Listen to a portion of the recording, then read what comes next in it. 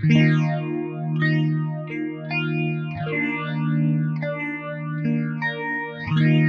yung purpose natin guys, bakit pumunta tayo ng Calbayog, no? Ride for a cause guys. Sa beneficiary natin si Sarah, no? Ito, yan, may problema daw yun. Yung tingnan yung tela. Ayan.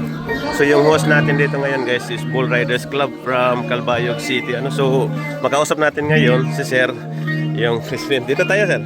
So Sir, kanang itong ating beneficiary ngayon, Sir, merong ano to, Sir? May problema sa tail po. Tail? Oo. Diri kalakad. 3 years na siyang oras siya magkalakad. Ada na siya sa tindahan niya, siya kwarto. Tapos mahuro, ada lagi hapon sa iya kwarto. Pero may pampers. Kailangan needs niya yes. grocery at bulong niya. Tapos Bulong, Sir, gamot. gamot. Ayan, gamot guys. Tapos iya pampers. Pampers, okay. Kasi niya kasi pinaka-importante sa iya. So Sir, sa lahat ng pumupunta dito Sir, mga riders, solo riders, vloggers, pitikers, anong masasabi natin Sir? Salamat sa tanan. Yan. Thank you. And Okay. ride safe. Okay. From Calbayog chapter. Si Sir. Sino mo to vlog? Yan. Thank you so much Sir.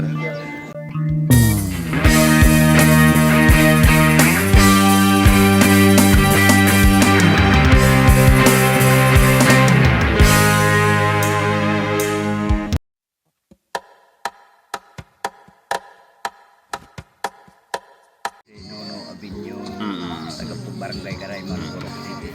Masalamat sa iyo hihimo pagbulig sa akon. Okay, thank you.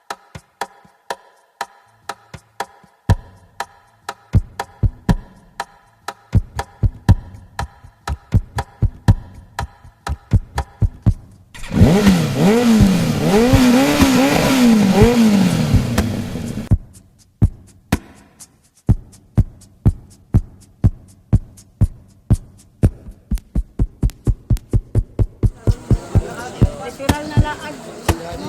Tagarmok na abot. Ano lang mo pag dawri kaya lang mo din yun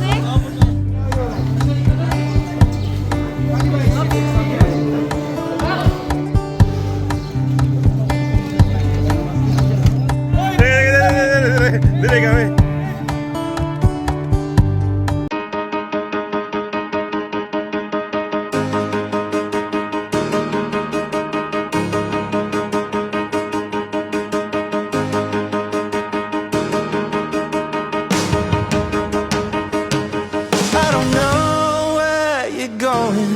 But I know the road is long.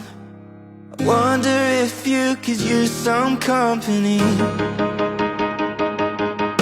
I'm headed out that way. So what I'm trying here to say is I wouldn't mind if you came along with me. Take a road trip, pack the car, give yourself a holiday.